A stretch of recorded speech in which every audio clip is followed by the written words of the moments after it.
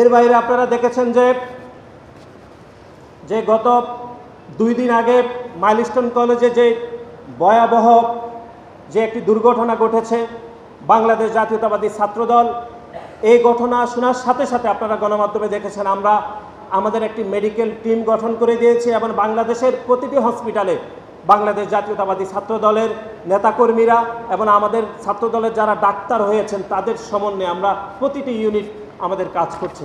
এই দুর্ঘটনা ঘটার সাথে সাথে বাংলাদেশের একটি রাজনৈতিক দল জামাতে ইসলামের আমির তিনি গণমাধ্যমে বলেছেন, ওনার বক্তব্য অনুসারে যে উনি বলেছেন ওনার ধারণা 100-এরও বেশি মানুষ সেখানে মারা গিয়েছে। এই যে উনি বক্তব্য দিয়েছেন, আমরা তো আগে দেখেছি যে ছাত্র শিবিরের বিভিন্ন পর্যায়ের বট আইডি থেকে বিভিন্ন প্রোপাগান্ডা করে বাংলাদেশের মানুষকে বিভ্রান্ত করে, বাংলাদেশের সাধারণ মানুষকে বিভ্রান্ত করে।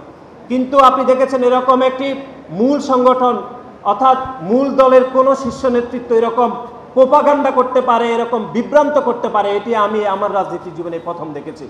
তিনি বললেন যে 100-এরও বেশি মানুষ মারা যেতে পারে ওনার ধারণা। এই যে উনি বলেছেন মানুষজন কিন্তু বিভ্রান্ত হয়েছে, বিভ্রান্ত হয়ে আপনি দেখেছেন তারপরের দিন মাইলস্টোন কলেজের শিক্ষার্থীরা তারা ধর্মঘট করেছে, তারা অবস্থান ধর্মঘট করে কয়েকজন উপদেষ্টাকে আটক করেছে এই অপরাধে যে তারা মনে করছে, তাদের ভাষায় বলেছে যে লাশের সংখ্যাকে যে গোপন করছে বাংলাদেশের সরকার, বিশেষ করে আমাদের সেনাবাহিনী।